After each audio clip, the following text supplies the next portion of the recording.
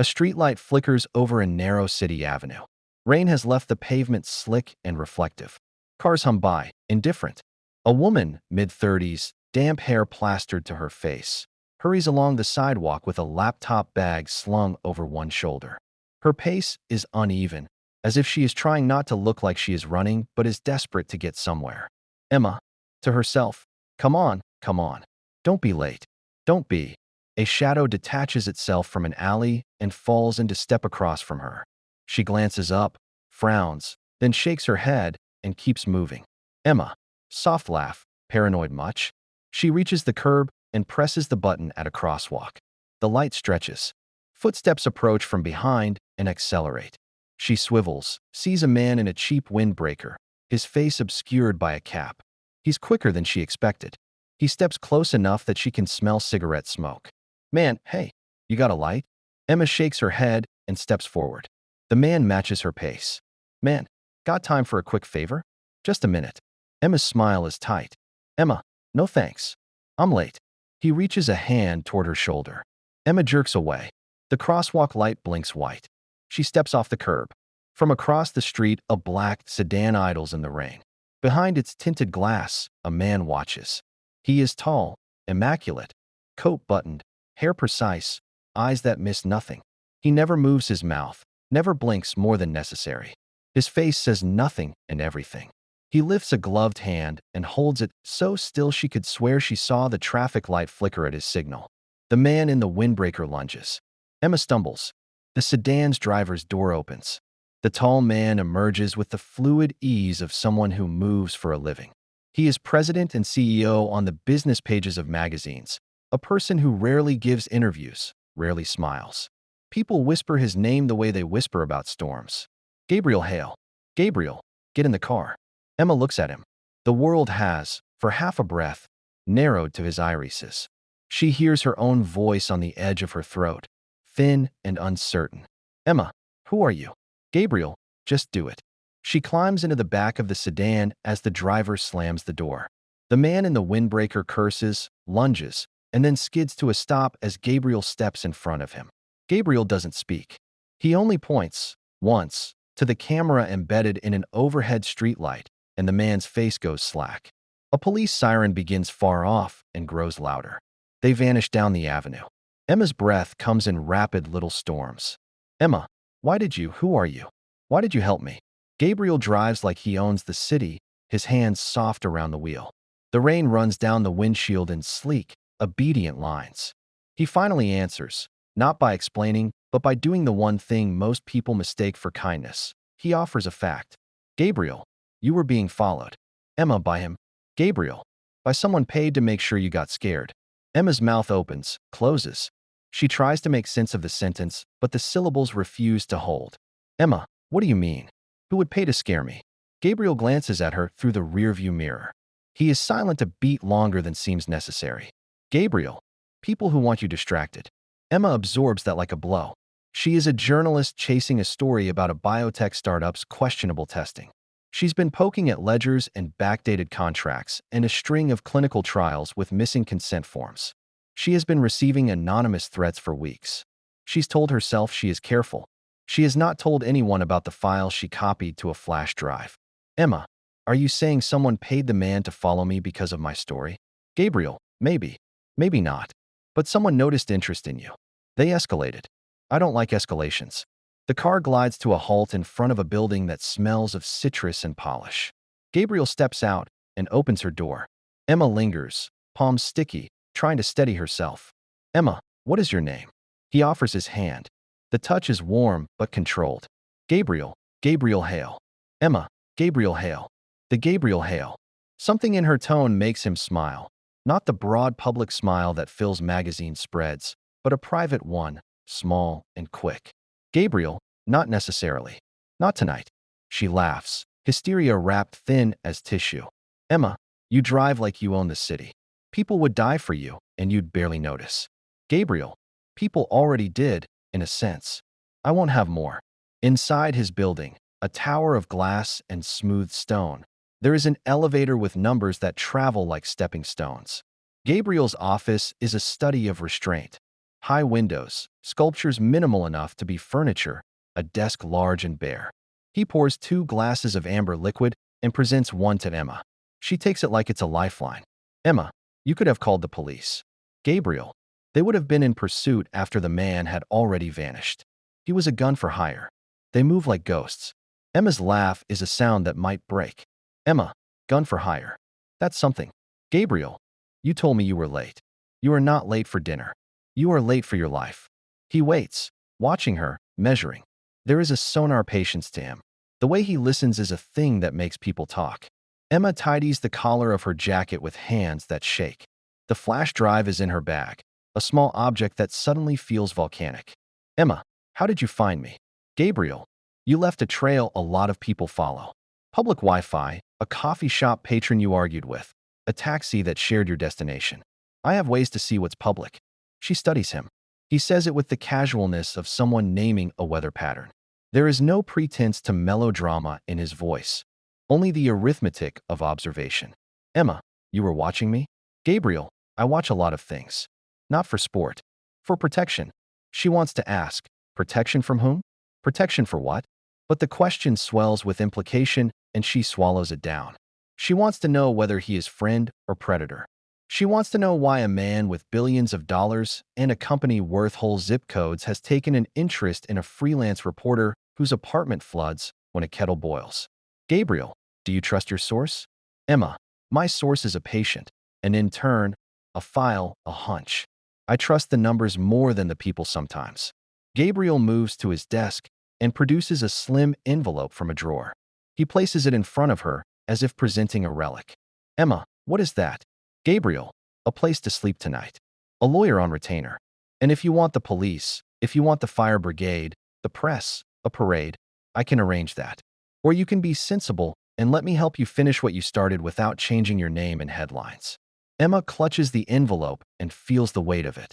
There is an odd intimacy in the way he offers fallback, a gesture that says, in its own reserved way, I'm offering you my resources because I saw danger. Emma, why help me? Gabriel, I don't like to see an unnecessary life wasted. She stares at him.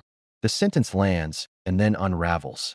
She knows the sort of man he is from articles and gossip columns, private, autocratic, inclined toward decisive action. But this is different. This is not charity. It's an intervention. Emma, you don't even know me. Gabriel, I know enough. You are noisy in a city that likes its quiet. Your noise matters. The people who want you quieted have most likely killed careers and reputations before. I like to bet against people who rely solely on force. She runs a hand through her hair and meets his eyes. There are reflections in his pupils that make her dizzy. He is composed to the point of iciness. When he speaks, each syllable is chosen. Emma, what do you want from me? Because something like this never comes without a cost. Gabriel seems to consider. He leans forward so his hands clasp on the desk, a small man-made table in a world that has too many corners. Gabriel, nothing punitive. If that's what you mean. I want the truth. I am invested in the truth. Corporations are very good at building walls of paperwork and calling it structure. Sometimes those walls hide bodies or policies that amount to harm. Emma looks at him with a sudden, sharp realization. Gabriel is not just a rich man with a taste for dramatic rescues. He is someone who has built empires, who knows how to locate the seam where the facade is weakest. Emma, are you saying you're anti-corporate? That you want to help reporters like me? Gabriel, I am saying I want to know what my competitors and my industry are doing. I don't like being surprised, and I don't like people getting hurt. The air between them alters, charged with a truth neither will fully state. Emma feels the pull of the story, of the moral obligation she carries as a journalist. She also feels the peril, palpable and raw. Emma, I can't accept help that will compromise my independence. Gabriel, I never asked you. I offered it. She laughs again, a small, brittle sound that tinkles like broken glass. Emma, your offer sounds like a trap. Gabriel, then refuse it. Walk out now and I guarantee the man in the windbreaker will find you again. If you want the story, you'll have to play against people who do not play by rules. Her jaw sets. She thinks of the interns she interviewed who sent anonymous voicemails and trembled at their own courage. She thinks of the patient who trusted a stranger to tell a story. She thinks of the flash drive that could be the fulcrum of a sweeping revelation. Emma, Give me 24 hours. Gabriel, that's all I'm asking. He slides a business card across the desk. No fanfare, no flourish. It is simple, embossed with a name and a number, corporate address, and small icon. Emma turns it over. No other marks. Gabriel watches her with the quiet intensity of a man who has watched entire markets turn on single digits. Emma, if I say yes, what then? Gabriel, then you sleep in a place where no one will follow you. You meet a lawyer who will make sure no one can discredit your work. You will finish your piece. And I will provide certain resources to verify what you already suspect. She takes the card. It is heavier than it should be. Emma, and why would a billionaire care about a freelance journalist? Gabriel's smile is a ghost. Gabriel, because sometimes truths affect more than a single company. Because I believe in the leverage of transparency. And because I have means to fix things I can see are broken. If you accept, we'll work together. If not, walk away. Emma pins a look on him that could be mistaken for courage and steps out into the rain. She has no illusions. Accepting will change the story between her and the world. It will entangle her with a man who lives within glass towers and whose silence is a public currency. Back in her apartment, the city is a dim collage of neon and the hum of distant sirens. She lays the flash drive on the kitchen table like a grenade. Her phone rings. It is an unknown number. She lets it ring and ring, until the voicemail prompts a mechanical voice that says hello in the thin register of automated kindness. She tries Gabriel's card first, because the envelope had been more than charity. He answers on the third ring. His voice is surprisingly warm on the phone. Gabriel, you alive? Emma, barely. How did you? Gabriel, I have eyes. She exhales, an involuntary cat-like sound. Emma, I'm going to need help with verification. Some of this is messy. Gabriel, begin where you started. Give me names. Let me do what I do. The next 24 hours are a montage of late nights and coffee-stained notes. Emma meets Gabriel's lawyer, a woman named Simone with hair like a crown of steel and a laugh that has tension. She meets with a forensic accountant Gabriel provides, a man named Marcus who has the look of someone whose spreadsheets keep his enemies awake. Together they comb through documents with surgical obsession. Emma hands over the flash drive. It's a moment of trust that bristles under both their skins. They verify that a series of parked shell companies funnel money into a clinical trial operation with ethics oversight that is, at best, porous. There are missing consent forms, falsified data entries, payments to men who register under aliases. With each revelation, the mosaic of misconduct becomes clearer and odder. A clinical trial that benefited from a regulator's inexplicable guidance. A lobbyist with links to the startup's board. A CEO who once donated heavily to a politician now on the oversight committee. Emma, how did you find these ties? Gabriel, you asked for help. I have people who are very good at finding where smells come from. She finds herself admiring not only the discoveries, but the method. Gabriel's operation is clean, efficient, surgical. No flashing logos, no chest-thumping philanthropy. Just work that happens so the system behind it will feel the tug. At night, when the emails slow and the city quiets into deeper rain, Gabriel calls. They begin to talk about things that are not the trial data. He tells her, without fanfare, about the city he moved from, about the first business he started in a two-room office that smelled of stale coffee and ambition. She tells him, more reluctantly, about an older brother who left when she was young and how she learned to be small to survive. Their chemistry is not the cinematic, fevered kind. It is quieter, proximity, mutual curiosity, a growing sense that two people who should never be in the same orbit are, piece by careful piece, aligning trajectories. On the third day, an anonymous threat arrives at Emma's apartment. It is a photograph of her leaving a coffee shop, circled in red. A note, stop digging. The handwriting is unsteady with rage. She brings it to Gabriel and Simone. The photograph confirms their fear. Someone wants to intimidate. Simone files a restraining order as if it were a tax return, procedural, efficient, immovable. Gabriel offers to let Emma relocate temporarily into a guest suite owned by a trust he controls, an option she accepts with more relief than pride. As the story nears publication, the pressure tightens. People are not passive when their margins are threatened. An email from the biotech's PR department offers polite threats wrapped in legalese. A late-night visit by two men in suits who claim to be from a regulatory agency, leaves a smell of cologne and lies. Gabriel's presence becomes a kind of armor. When threats escalate to vandalism, her car keyed, her apartment door splashed with red paint, Gabriel moves invisibly, paying for repairs before she even notices them. He pays not out of theatrics, but from a silence that is a vow. Emma, why do you care so much about truth?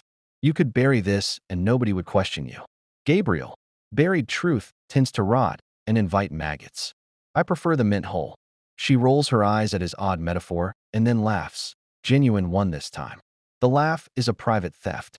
Finally, after weeks of triangulation and verification and a file of sworn statements thick enough to be dangerous, Emma's piece runs. It is measured and precise. Evidence first, allegation second. It names names, provides documents, shows the chain of ownership, traces lobbying money, and includes the testimony of at least one whistleblower who reads the transcript with a voice that trembles with justice. The fallout is immediate. Stock prices wobble. The biotech's board holds an emergency meeting. Regulators issue subpoenas. Protesters march. The CEO of the startup resigns with the language of hollow contrition, and the news cycle turns its hungry head elsewhere. The man who had been following her disappears into the churn of news for a while, but that is only a small victory. Emma's story changes lives. Patients file suits, an ethics committee is reorganized, the lobbyist connections are examined. People she interviewed send her messages of gratitude and new fear. There are threats still, but they are different now, less malicious, more legal. Several weeks after the publication, as the city settles into a brittle sunshine, Emma meets Gabriel at a small diner off a quieter avenue. They sit across from each other in a booth, the world around them moving at a rhythm that feels like permission. Emma, you were right. About everything. You saved me in more ways than one. Gabriel, you saved them. I just turned lights on. She studies his face across the table. He is not celebratory. He seems relieved. He once told her he does not like being surprised. But his shoulders look softer now, if she allows herself to read his face like a page. Emma, is this it? Are we done? Are you going back to your tower, and I go back to freelancing, and then occasionally think of the silent man who liked the taste of old coffee? Gabriel's answer is a small smile. Gabriel, some things continue. Others close. You will always be loud enough to be heard. That is dangerous. It is also rare. She reaches across the table and places her hand near his. The contact is almost accidental, then intentional. It is not a Hollywood kiss, not a big romance. It is the quiet of two people acknowledging a life altered by shared purpose. Around them, the diner hums with music and clinking dishes. Outside, the city goes about its business, unaware of the ripple. Emma, would you like to know something honest? Gabriel, always. Emma, I thought I could be alone in this. I was proud of my stubbornness. I thought it kept me safe. It made me vulnerable instead. Gabriel, vulnerability is a tax we all pay. Some discover it late because they were taught to keep spreadsheets around their hearts. They laugh. It is a private joke that tastes like newness. He reaches for his coffee, and when he answers, he is softer than she remembered when they first met. Gabriel, if this changes anything for you, tell me. If it makes you uneasy, tell me. I prefer to be told things rather than file them away for later analysis. She holds his gaze, and in it sees an invitation and a warning. He is a man of means, of consequence. To be with him is to enter a current that moves with corporate tides. Yet there is a tenderness there too. Careful, functional, practical. It is not romance as it is often imagined. It is agency funded by empathy. Emma, I may say yes to coffee again. Gabriel, that is a start. They stand, and the booth returns to neutral for the next strangers. Gabriel walks with a quiet authority, Emma with a new steadiness. As they part, he offers her his arm, not as a claim, but as an acknowledgement of mutual intent. She takes it, half to steady her, half to see what follows. Outside, the city waves them into light. A man in a suit waits at the corner with a stack of newspapers. Someone shouts. Life continues, complicated and ordinary. Emma knows the next story will come. She knows there will be new threats, new fights. She also knows she isn't alone in bleeding into the dark. Back at his tower, Gabriel walks along the glass like a sentinel. He stands before the window and looks down at the city, his reflection overlapping the streets. He thinks of risk as currency and of truth as a ledger that sometimes needs an arbitrator. He is not a hero. He is a man who uses his tools on behalf of small, stubborn human things, like a freelance reporter who refuses to let fear dictate the facts. Later, when Emma receives a small package at her door, there is a single line written on a plain card. Keep writing. She smiles and slips the card into her notebook, the one she uses to translate chaos into sentences. She turns the page and begins again. A month passes. The legal battles continue. The world adjusts. The silent CEO continues to run his companies and answer only as much as necessary to the press. Emma publishes another piece, this one less explosive but with the backbone of corroborated facts. Her byline becomes a small, reliable beacon for readers who want news with teeth. One night she receives a text, "Coffee?" 2 words, anonymous enough to be comfortable. She replies with a location and a time. He arrives early and orders black coffee in a mug with a chip on the rim. She arrives minutes later, windblown and laughing. They sit and talk until the cafe's lights dim. They speak about mundane things, favorite books, the way city parks change with seasons. When the talk returns to the edges of their lives, the risks, the cases, there is less tension, more partnership. In Gabriel's world, there are meetings, forecasts, profit charts. There are nights when the city demands his attention for reasons unrelated to a small journalist. In Emma's world, there are sources with tremulous courage, editor emails asking for tighter focus, subpoenas, and threat assessments. In the space between these two lives, they find something that looks like mutual respect and, if you are kind, the seedlings of something more complex. The final image is not a kiss in the rain or a dramatic showdown. It is simple, a flash of the two of them walking along the river at dusk, shoulders brushing, neither needing to speak. The city glows. The current runs. They keep walking.